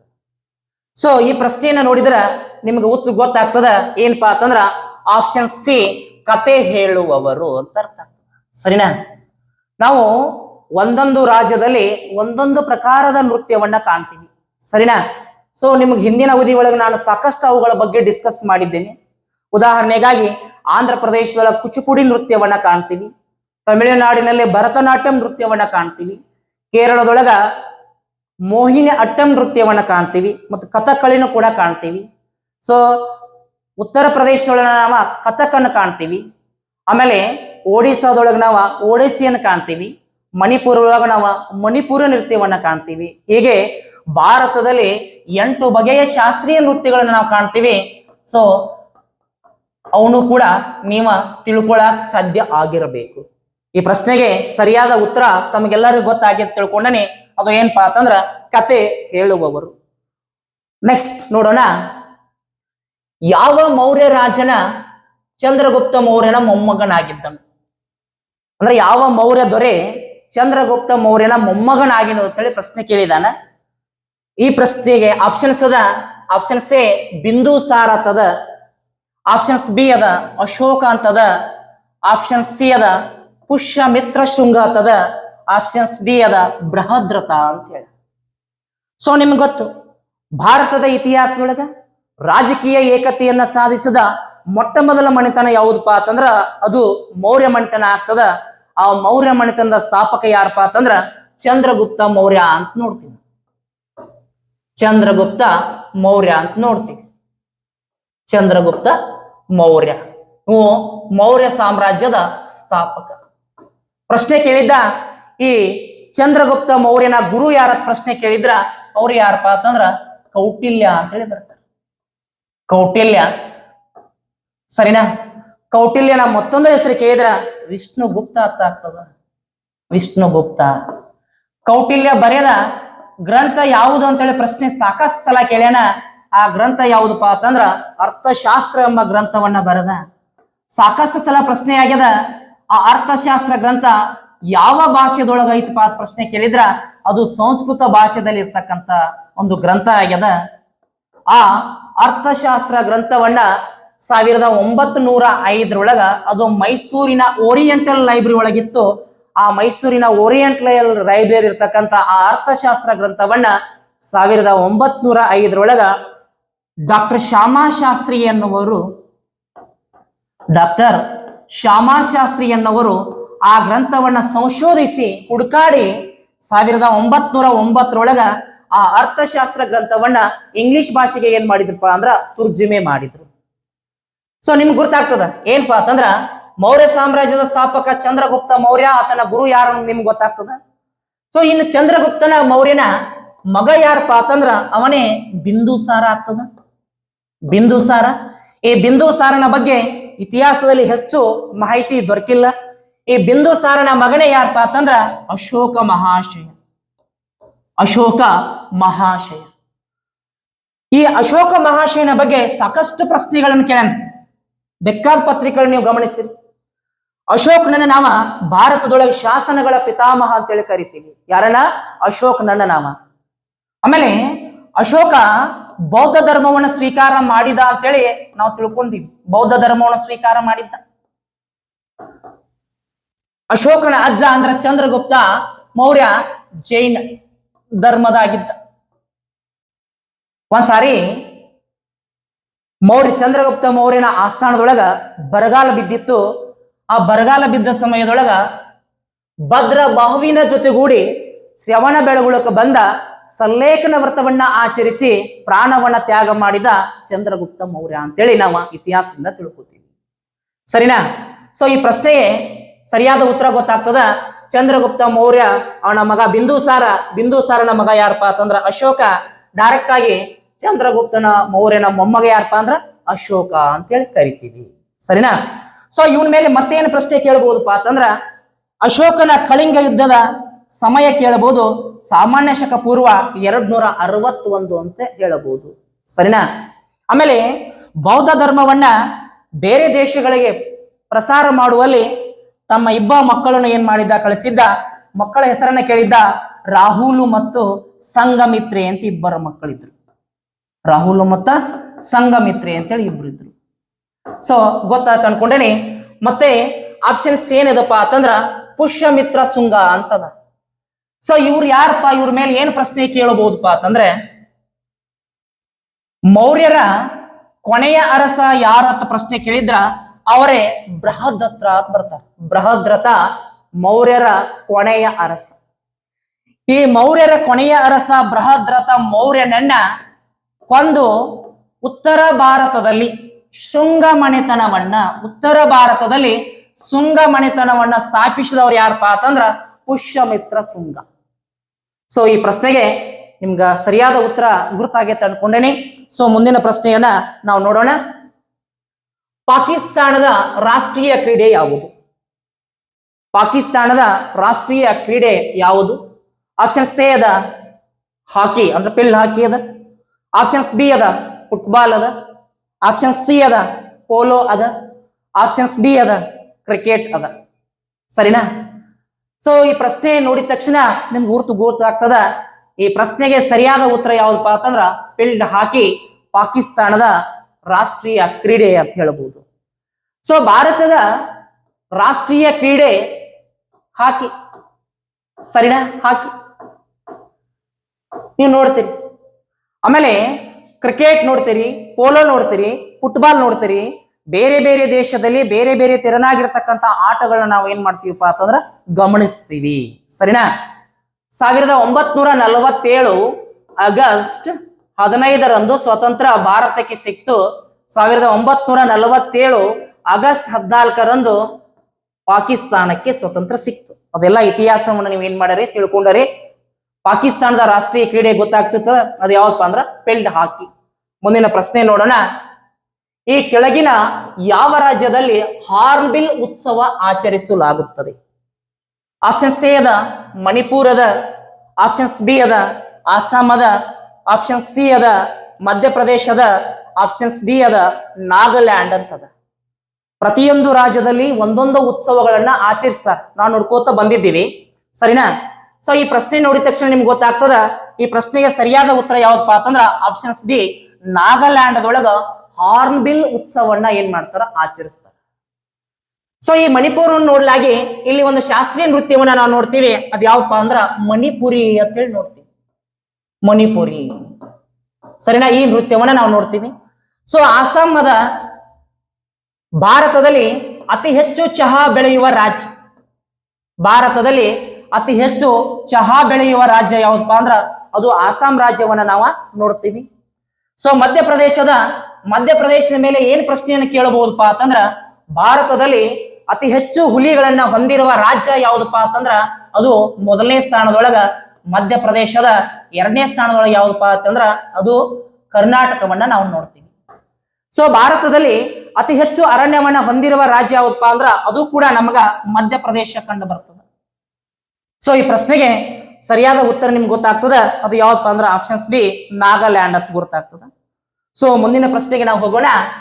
ಯಾವ ನೃತ್ಯ ಪ್ರಕಾರದಲ್ಲಿ ಗೀತಾ ಮಹಿಕ್ ಅವರು ಪ್ರಸಿದ್ಧಿ ಪಡೆದಿದ್ದಾರೆ? ಇತ್ತೀಚಿನ ಪ್ರಶ್ನೆ ಪತ್ರಿಕೆಗಳನ್ನ ನೀವು ಗಮನಿಸಿದಾಗ ಶಾಸ್ತ್ರೀಯ ನೃತ್ಯಗಳ ಮೇಲೆ ಸಾಕಷ್ಟು ಪ್ರಶ್ನೆಗಳನ್ನ ಕೇಳ್ತಾ ಬಂದಿದ್ದಾನೆ. ನೃತ್ಯಗಳ ಮೇಲೆ ಒಂದು ಪ್ರಶ್ನೆ ಫಿಕ್ಸ್ ಆಗ್ತದ. ಸೊ ಆ ಕಡೆ ನೀವು ಹೆಚ್ಚಿನ ಗಮನವನ್ನ ಹರಿಸಬೇಕು. ಆಪ್ಷನ್ಸ್ ಎ ಅದ ಒಡಿಸ್ಸಾ ಅಂತದ, ಆಪ್ಷನ್ಸ್ ಬಿ ಅದ ಕಥಕ್ ಅಂತದ, ಆಪ್ಷನ್ ಸಿ ಅದ ಭರತನಾಟ್ಯ ಅಂತದ, ಆಪ್ಷನ್ಸ್ ಡಿ ಅದ ಕುಚ್ಚುಪುಡಿ ಅಂತದ. ಸರಿನಾ? ಈ ಪ್ರಶ್ನೆಯನ್ನ ನೋಡಿದ್ರೆ ನಿಮ್ಗೆ ಗೊತ್ತಾಗ್ತದ ಈ ಪ್ರಶ್ನೆಗೆ ಸರಿಯಾದ ಉತ್ತರ ಯಾವ್ದಪ್ಪ ಅಂತಂದ್ರ ಓಡಸ್ಸಿ. ಸರಿನಾ? ಒಡಿಸ್ಸಾದೊಳಗ ಓಡಸ್ಸಿ ನೃತ್ಯವನ್ನ ಏನ್ ಮಾಡ್ತಾವ? ಓಡಸ್ಸಿ ನೃತ್ಯವನ್ನ ಮಾಡ್ತಾವ. ಸೊ ಕಥಕ ಯಾವ ರಾಜ್ಯದ ನೃತ್ಯದ ಪ್ರಕಾರ ಅಂದ್ರ ಅದು ಯುಪಿ. ಸರಿನಾ? ಉತ್ತರ ಪ್ರದೇಶದೊಳಗ ಅದು ಏನ್ ಮಾಡ್ತಾರ? ಕಥಕ್ ನೃತ್ಯವನ್ನ ಆಡ್ತಾರ. ಭರತನಾಟ್ಯ ಯಾವ ರಾಜ್ಯದ ನೃತ್ಯ ಪ್ರಕಾರ ಅಂದ್ರ ಅದು ತಮಿಳುನಾಡು ರಾಜ್ಯದ ನೃತ್ಯ ಪ್ರಕಾರ ಆಗ್ತದ. ಸೊ ಕುಚುಪುಡಿ ಯಾವ ರಾಜ್ಯದ ನೃತ್ಯ ಪ್ರಕಾರ ಅಂದ್ರ ಅದು ಆಂಧ್ರ ಪ್ರದೇಶದ ನೃತ್ಯ ಪ್ರಕಾರ ಆಗ್ತದ. ಇನ್ನು ಕೇರಳ ಬಗ್ಗೆ ನೋಡ್ಬೇಕಂದ್ರ ಸೊ ಕಥಕ್ಕಳಿ ಮತ್ತು ಮೋಹಿನಿ ಅಟ್ಟಂ. ಕಥಕ್ಕಳಿ ಮತ್ತು ಮೋಹಿನಿ ಅಟ್ಟಂ ಕೇರಳದ ಶಾಸ್ತ್ರೀಯ ನೃತ್ಯಗಳಾಗ್ತವ. ಸೊ ಈ ಪ್ರಶ್ನೆಗೆ ಸರಿಯಾದ ಉತ್ತರ ತಮಗೆಲ್ಲ ಆಯ್ತು. ಮುಂದಿನ ಪ್ರಶ್ನೆ, ಭಾರತದಲ್ಲಿ ಸಂಗೀತ ಅಕಾಡೆಮಿಯನ್ನ ಗುರುತಿಸಲ್ಪಟ್ಟ 8 ಪ್ರಸಿದ್ಧ ಶಾಸ್ತ್ರೀಯ ನೃತ್ಯಗಳು. ಆಗ ತಾನೇ ನಾವು ಡಿಸ್ಕಸ್ ಮಾಡಿ ಆದ್ರೂ ಒಂದ್ಸಲ ನೋಡೋಣ. ಮತ್ತೆ ಭಾರತದಲ್ಲಿ ಸಂಗೀತ ಅಕಾಡೆಮಿಯಿಂದ ಮೊದಲೇ ತಿಳ್ಕೋಬೇಕು, ಪ್ರಸಿದ್ಧ ಶಾಸ್ತ್ರೀಯ ನೃತ್ಯಗಳನ್ನ ಆಯ್ಕೆ ಮಾಡುವಂತ ಸಂಸ್ಥೆ ಅಂದ್ರ ಅದು ಸಂಗೀತ ಅಕಾಡೆಮಿ. ಸೊ ಯಾವ್ಯಾವ ಅದಾವಪ್ಪ ಅಂತಂದ್ರ ನೀವು ತಮಿಳುನಾಡಿನಲ್ಲಿ ಭರತನಾಟ್ಯವನ್ನ ನೋಡ್ತೀರಿ, ನೃತ್ಯದ ಪ್ರಕಾರವನ್ನ. ನಾವು ಆಂಧ್ರ ಪ್ರದೇಶದಲ್ಲಿ ಕುಚಿಪುಡಿ ನೃತ್ಯದ ಪ್ರಕಾರವನ್ನ ನೋಡ್ತೀವಿ. ಆಮೇಲೆ ಕೇರಳದಲ್ಲಿ ಕಥಕ್ಕಳಿ ಮತ್ತು ಮೋಹಿನಿ ಅಟ್ಟಮತ್ ಬರ್ತದ ಕೆಳಗದ, ಅಲ್ಲಿ ಕೂಡ ನೋಡ್ತೀವಿ. ಆಮೇಲೆ ಒಡಿಸ್ಸಾದೊಳಗ ಓಡಸಿ ಪ್ರಕಾರದ ನೃತ್ಯವನ್ನ ಕಾಣ್ತೀವಿ. ಆಮೇಲೆ ಆಸಾಂದೊಳಗ ಸತ್ರಿಯ ಅಂತೇಳಿ ನೃತ್ಯ ಪ್ರಕಾರಗಳನ್ನ ಕಾಣ್ತೀವಿ. ಆಮೇಲೆ ಮಣಿಪುರದೊಳಗ ಮಣಿಪುರಿ ನೃತ್ಯದ ಪ್ರಕಾರವನ್ನ ಕಾಣ್ತೀವಿ. ಆಮೇಲೆ ಕೇರಳದೊಳಗ ಮೋಹಿನಿ ಅಟ್ಟಂ ಅಂತೇಳಿ ನೃತ್ಯದ ಪ್ರಕಾರವನ್ನ ಕಾಣ್ತೀವಿ. ಹೀಗೆ ಭಾರತದೊಳಗ 8 ಪ್ರಕಾರದ ಶಾಸ್ತ್ರೀಯ ನೃತ್ಯಗಳನ್ನ ಕಾಣ್ತೀವಿ. ಶಾಸ್ತ್ರೀಯ ನೃತ್ಯಗಳನ್ನ ಕಾಣ್ತೀವಿ. ಸ್ಪರ್ಧಾರ್ಥಿಗಳು ಏನ್ ಮಾಡ್ಬೇಕಪ್ಪ ಅಂತಂದ್ರ ಯಾವ ನೃತ್ಯದೊಳಗ ಯಾರು ಪ್ರಸಿದ್ಧಿಯನ್ನ ಪಡ್ಕೊಂಡಾರ ಅನ್ನೋದನ್ನ ನೀವು ಒಂದ್ ಕಡೆ ಪಟ್ಟಿ ಮಾಡಿ ಇಟ್ಕೋಬೇಕು. ನೆಕ್ಸ್ಟ್ ಪ್ರಶ್ನೆ ಕಡೆ ಹೋಗೋಣ. ಈ ಕೆಳಗಿನವುಗಳಲ್ಲಿ ಭಾರತದ ಸಂವಿಧಾನದ ಯಾವ ಅನುಸೂಚಿಯಲ್ಲಿ ಸಮವರ್ತಿ ಪಟ್ಟಿಯನ್ನು ನೀಡಲಾಗಿದೆ? ಸೊ ಆಪ್ಷನ್ ಸಿ ಅದ 5ನೇ ಅನುಸೂಚಿ, ಆಪ್ಷನ್ಸ್ ಬಿ ಅದ 8ನೇ ಅನುಸೂಚಿ, ಆಪ್ಷನ್ ಸಿ ಅದ 6ನೇ ಅನುಸೂಚಿ, ಆಪ್ಷನ್ಸ್ ಡಿ ಅದ 7ನೇ ಅನುಸೂಚಿ ಅಂತ ಬರ್ತದ. ಸರಿನಾ? ಸೊ ಈ ಪ್ರಶ್ನೆಯನ್ನ ನೋಡಿದ ತಕ್ಷಣ ತಮಗೆಲ್ಲರಿಗೂ ಉತ್ತರ ಗೊತ್ತಾಗ್ತದ. ಸರಿಪಾ, ಯಾವ್ದಂದ್ರ 7ನೇ ಅನುಸೂಚಿ ಒಳಗ ನಾವ್ ಏನ್ ಮಾಡ್ತೀವಿ ಅಂದ್ರ ಈ ಸಮವರ್ತಿ ಪಟ್ಟಿಯನ್ನ ನೋಡ್ತೀವಿ. ಸರಿನಾ? ಸ್ವತಂತ್ರ ಭಾರತಕ್ಕೆ ಸ್ವತಂತ್ರ ಸಿಕ್ಕ ಮೇಲೆ 395 ವಿಧಿಗಳನ್ನ ನೋಡ್ತಿದ್ವಿ. 395 ವಿಧಿಗಳು. ಆಮೇಲೆ 22 ಭಾಗಗಳು. ಆಮೇಲೆ 8 ಅನುಸೂಚಿಗಳನ್ನು ನೋಡಿದ್ವಿ. 8 ಅನುಸೂಚಿಗಳನ್ನು ನೋಡಿದ್ವಿ. ಸೊ ಪ್ರಸ್ತುತವಾಗಿ 460ಕ್ಕಿಂತಲೂ ಹೆಚ್ಚು ವಿಧಿಗಳನ್ನು ಗಮನಿಸ್ತೀವಿ. 25 ಭಾಗಗಳನ್ನು ನೋಡ್ತೀವಿ. 12 ಅನುಸೂಚಿಗಳನ್ನ ನಾವೇನ್ ಮಾಡ್ತೀವಿ? ನೋಡ್ತೀವಿ. ಸರಿನಾ? ಸೊ ಮತ್ತೆ ಏನ್ ಪ್ರಶ್ನೆ ಕೇಳಬಹುದಪ್ಪ ಇದರ ಮೇಲಪ್ಪ ಅಂತಂದ್ರೆ, ಬೇರೆ ಬೇರೆ ದೇಶಗಳ ಸಂವಿಧಾನದಿಂದ ನಾವು ಹೊಸ ಹೊಸ ವಿಷಯಗಳನ್ನ ತಗೊಂಡು ನಮ್ಮ ಸಂವಿಧಾನದಲ್ಲಿ ಅಳವಡಿಸಿಕೊಂಡಿವಿ. ಫಾರ್ ಎಕ್ಸಾಂಪಲ್, ನೀವು ಮೂಲಭೂತ ಫಂಡಮೆಂಟಲ್ ರೈಟ್ಸ್ ಅನ್ನೋದಲ್ಲ ನಾವು ಅಮೆರಿಕ ಸಂವಿಧಾನದಿಂದ ಎರವಲಾಗಿ ಪಡ್ಕೊಂಡಿವಿ. ಸರಿನಾ. ಆಮೇಲೆ ಅಧ್ಯಕ್ಷೀಯ ಮಾದರಿ ಪ್ರೆಸಿಡೆಂಟ್ ಮಾದರಿ ಇದನ್ನು ಕೂಡ ನಾವು USA ದಿಂದ ಪಡ್ಕೊಂಡಿವಿ. ಆಮೇಲೆ ಜಸ್ಟಿಸ್ ನ್ಯಾಯ ಎಂಬ ಪದವನ್ನ ನಾವು ರಷ್ಯಾದಿಂದ ಪಡ್ಕೊಂಡಿವಿ. ಈ ಸಮವರ್ತಿ ಅನ್ನೋದಲ್ಲ, ಈ ಸಮವರ್ತಿ ಪಟ್ಟಿಯನ್ನ ನಾವ ಆಸ್ಟ್ರೇಲಿಯಾ ಸಂವಿಧಾನದಿಂದ ತಗೊಂಡಿವಿ, ಆಸ್ಟ್ರೇಲಿಯಾ ಸಂವಿಧಾನದಿಂದ. ಇನ್ನು ರಾಜ್ಯ ನಿರ್ದೇಶಕ ತತ್ವಗಳನ್ನ ನಾವು ಐರಿಷ್ ಕಾನ್ಸ್ಟಿಟ್ಯೂಷನ್ ಇಂದ ತಗೊಂಡಿವಿ. ಹೀಗೆ ಜಗತ್ತಿನ ಸುಮಾರು 60 ದೇಶಗಳ ಸಂವಿಧಾನದಿಂದ ಹೊಸ ಹೊಸ ವಿಷಯಗಳನ್ನ ತಗೊಂಡು ನಾವ್ ಏನ್ ಮಾಡಿವಿಪ್ಪ ಅಂತಂದ್ರ ಒಂದು ಬೃಹತ್ ಲಿಖಿತ ಸಂವಿಧಾನವನ್ನ ರಚನೆ ಮಾಡ್ಕೊಂಡಿವಿ. ಸೊ ಇದರ ಮೇಲೆ ಮತ್ತೆ ಏನ್ ನೋಡ್ಬೋದಪ್ಪ ಅಂತಂದ್ರ ಒಂದು 12 ಅನುಸೂಚಿಗಳನ್ನ ನಾವ ಸೂಕ್ಷ್ಮವಾಗಿ ಗಮನಿಸೋಣ. ಸೊ ಮೊದಲನೇ ಅನುಸೂಚಿ ಇರ್ತದ ಎದಕ್ ಸಂಬಂಧಪಟ್ಟತ್ತೆ ಅಂದ್ರ ರಾಜ್ಯಗಳು ಮತ್ತು ಕೇಂದ್ರಾಡಳಿತ ಪ್ರದೇಶಗಳ ವಿವರವನ್ನ ಹೇಳುವಂತ ಸೂಚಿ ಯಾವುದಂದ್ರ ಅದು ಮೊದಲನೆಯ ಅನುಸೂಚಿ ಆಗ್ತದೆ. ಅನುಸೂಚಿ 2 ತದ ಸಂವಿಧಾನಾತ್ಮಕ ಹುದ್ದೆಯಲ್ಲಿರುವವರ ವೇತನ ಮತ್ತು ಭತ್ಯೆಗಳು. ಸೊ ವೇತನ ಮತ್ತು ಭತ್ಯೆಗಳ ಬಗ್ಗೆ ತಿಳಿಸುವಂತ ಅನುಸೂಚಿ ಯಾವ್ದಪ್ಪ ಅಂತಂದ್ರ ಅದು ಅನುಸೂಚಿ 2 ಆಗ್ತದೆ. ಸೊ ಅನುಸೂಚಿ 3 ಏನ್ ಹೇಳ್ತೈತಪ್ಪ ಅಂತಂದ್ರ ಪ್ರಮಾಣ ವಚನವನ್ನ ಬೋಧಿಸುವುದು ಹೇಳ್ತದ, ಅದು ಅನುಸೂಚಿ 3 ಒಳಗೆ ಬರ್ತದ. ಅನುಸೂಚಿ 4 ಏನ್ ಹೇಳ್ತದಂದ್ರ ರಾಜ್ಯಸಭೆಯಲ್ಲಿ ರಾಜ್ಯಗಳಿಗೆ ಸ್ಥಾನವನ್ನ ಹಂಚಿಕೆ ಯಾವ ರೀತಿಯಾಗಿ ಮಾಡ್ಬೇಕಂತ ಹೇಳುವ ಅನುಸೂಚಿ ಯಾವ್ದಪ್ಪ ಅಂತಂದ್ರ ಅದು ಅನುಸೂಚಿ 4 ಆಗ್ತದ. ಅನುಸೂಚಿ 5 ಏನ್ ಹೇಳ್ತೈತಿ ಅಂದ್ರ ಅನುಸೂಚಿತ ಮತ್ತು ಬುಡಕಟ್ಟ ಪ್ರದೇಶಗಳ ಆಡಳಿತಕ್ಕೆ ಸಂಬಂಧಿಸಿದ ವಿವರಣೆಯನ್ನ ನೀಡುವ ಅನುಸೂಚಿ ಯಾವ್ದಪ್ಪ ಅಂತಂದ್ರ ಅದು ಅನುಸೂಚಿ 5. ಸ್ವಲ್ಪ ಇಂಪಾರ್ಟೆಂಟ್, ಬಹಳಷ್ಟು ಪ್ರಶ್ನೆ ಪತ್ರಿಕೆಯಲ್ಲಿ ಈ ಕ್ವಶನ್ ಅನ್ನ ರಿಪೀಟ್ ಆಗಿ ಕೇಳ್ಯಾನ. ಅನುಸೂಚಿ 6 ಈಶಾನ್ಯ ರಾಜ್ಯಗಳಿಗೆ ಸಂಬಂಧಿಸಿದಂತ ನಿಯಮಗಳು. ಸೊ ಈಶಾನ್ಯ ರಾಜ್ಯದ ನಾವ 7 ಸಿಸ್ಟರ್ ಸ್ಟೇಟ್ಸ್ ಅಂತ ಹೇಳಿ ಕರೆಸ್ತೀವಿ, 7 ಸಿಸ್ಟರ್ಸ್ ಸ್ಟೇಟ್ಸ್. ಸರಿನಾ, ಅವುಗಳಿಗೆ ಸಂಬಂಧಿಸಿದಂತ ಒಂದು ಅನುಸೂಚಿ ಆಗ್ಯದ. ಸೊ ಅನುಸೂಚಿ 7 ಅಂದ್ರ ಕೇಂದ್ರ ಮತ್ತು ರಾಜ್ಯಗಳ ನಡುವಿನ ಹಂಚಿಕೆ. ಸೊ ಈ ಪ್ರಶ್ನೆಗೆ ಸರಿಯಾದ ಉತ್ತರ ಇದೆ. ಆಮೇಲೆ ಅನುಸೂಚಿ 8 ಅದಲ್ಲ, ಬಹಳ ಪ್ರಶ್ನೆ ಪತ್ರಿಕೆಯಲ್ಲಿ ಕೇಳ್ಯಾನ. ಸೊ 22 ಭಾಷೆಗಳ ಬಗ್ಗೆ ವಿವರಣೆ ನೀಡುವಂತ ಅನುಸೂಚಿ ಯಾವ್ದಪ್ಪ ಅಂತಂದ್ರ ಅದು 8ನೇ ಅನುಸೂಚಿ. So very important. ಆಮೇಲೆ ಅನುಸೂಚಿ 9 ಭೂ ಸುಧಾರಣೆ ಕಾಯ್ದೆ ಬಗ್ಗೆ ವಿವರಣೆ ನೀಡುವಂತ ಅನುಸೂಚಿ ಯಾವ್ದಪ್ಪ ಅಂತಂದ್ರ ಅದು ಅನುಸೂಚಿ 9 ಆಗ್ತದ. ಅನುಸೂಚಿ 10 ಏನಪ್ಪಾ ಅಂತಂದ್ರ ಪಕ್ಷಾಂತರ ನಿಷೇಧ ಕಾನೂನು. 1985 86ನೇ ತಿದ್ದುಪಡಿ ಮುಖಾಂತರ ನಾವು ಪಕ್ಷಾಂತರ ನಿಷೇಧ ಕಾಯ್ದೆಯನ್ನ ಜಾರಿಗೆ ತಗೊಂಡ್ ಬಂದೀವಿ. ಅದು ಯಾವ ಅನುಸೂಚಿ ಒಳಗೆ ಬರ್ತೈತಿ ಅಂದ್ರ ಅನುಸೂಚಿ 10ರ ಅಡಿಯಲ್ಲಿ ಬರ್ತಕ್ಕಂಥದ್ದು. ಇನ್ನು ಅನುಸೂಚಿ 11 ಏನ್ ಹೇಳ್ತೈತಿ ಅಂದ್ರ ಪಂಚಾಯತ್ ಸಂಸ್ಥೆಗಳ ಅಧಿಕಾರಗಳು. 73ನೇ ತಿದ್ದುಪಡಿ 1992ರಲ್ಲಿ ಬಂದಂತದ್ದು ಇದು. ಇದರ ಬಗ್ಗೆ ಪಂಚಾಯತ್ ಸಂಸ್ಥೆಗಳ ಬಗ್ಗೆ ಹೇಳುವಂತ ಅನುಸೂಚಿ ಯಾವ್ದಪ್ಪ ಅಂತಂದ್ರ ಅದು 11ನೇ ಅನುಸೂಚಿ. ಇನ್ನು ಲಾಸ್ಟ್ ಯಾವ್ದಪ್ಪ ಅಂದ್ರ 12ನೇ ಅನುಸೂಚಿ ಮುನ್ಸಿಪಾಲಿಟಿಗಳಿಗೆ ಅಧಿಕಾರಿಗಳು. ಸರಿನಾ, ಆ ಅಧಿಕಾರಗಳ ಬಗ್ಗೆ ಹೇಳುವಂತ ಅನುಸೂಚಿ ಯಾವ್ದಪ್ಪ ಅಂತಂದ್ರ ಅದು 12ನೇ ಅನುಸೂಚಿ. 1992 74ನೇ ತಿದ್ದುಪಡಿ ಮುಖಾಂತರ ಇದನ್ನ ನಾವು ನೋಡ್ಲಾಕ್ ಸಾಧ್ಯ ಆಗಿರ್ಬೇಕು. ಸೊ ವಿದ್ಯಾರ್ಥಿಗಳು ಇದನ್ನ ಒಂದ್ ಕಡೆ ಪಟ್ಟಿ ಮಾಡಿ ಇಟ್ಕೊಂಡು ನೀವು ಅವಾಗವಾಗ ಇದನ್ನ ನೋಡ್ತಾ ಇರಬೇಕು. ಸೊ ಈ ಪ್ರಶ್ನೆಗೆ ನಿಮ್ಗೆ ಸರಿಯಾದ ಉತ್ತರ ಗುರುತಾಗಿದೆ ಅಂತ ನಾನು ಅನ್ಕೊಂಡಿದ್ದೀನಿ. ಸೊ ಈ ಭರತೇಶ್ ಮೊಡಲ್ಗೆ ಆ್ಯಪ್ ಅದ, ನೀವು ಪ್ಲೇ ಸ್ಟೋರ್ಗೆ ಹೋಗಿ ಆ ಆ್ಯಪ್ ಅನ್ನ ಡೌನ್ಲೋಡ್ ಮಾಡ್ಕೋರಿ. ಆಮೇಲೆ ಕೇವಲ ನೀವು 199 ರೂಪಾಯಿಯನ್ನ ಪೇ ಮಾಡಿದ್ರ ನಿಮಗ ಮ್ಯಾಥ್ಸ್, ರೀಸನಿಂಗ್, ಇಂಗ್ಲಿಷ್, GK ತರಗತಿಗಳು ದೊರೀತಾವ. ಅದಷ್ಟೇ ಅಲ್ಲ, ಮತ್ತೆ 199 ರೂಪಾಯಿ ನೀವೇನಾದ್ರೂ ಪೇ ಮಾಡಿದ್ರ 1000ಕ್ಕಿಂತ ಹೆಚ್ಚು ಟೆಸ್ಟ್ ಸಿರೀಸ್ಗಳು ಕೂಡ ಅವೈಲೇಬಲ್ ಇದ್ದು ಅತ್ಯಂತ ಕರ್ನಾಟಕದೊಳಗ ಕಡಿಮೆ ದರದೊಳಗ ನಿಮಗ ಹೆಚ್ಚಿನ ಜ್ಞಾನ ದೊರಕ್ತೈತಿ. ಹೀಗಾಗಿ ನೀವು ಭರತೇಶ್ ಮೊಡಲ್ಗೆ ಆ್ಯಪ್ ಅನ್ನ ಡೌನ್ಲೋಡ್ ಮಾಡ್ಕೊರಿ ಅಂತ ಹೇಳುತ್ತಾ ಇಲ್ಲಿ ತನ ತರಗತಿಗಳನ್ನ ವೀಕ್ಷಣೆ ಮಾಡಿರ್ತಕ್ಕಂಥ ತಮ್ಮೆಲ್ಲರಿಗೂ ಧನ್ಯವಾದಗಳು.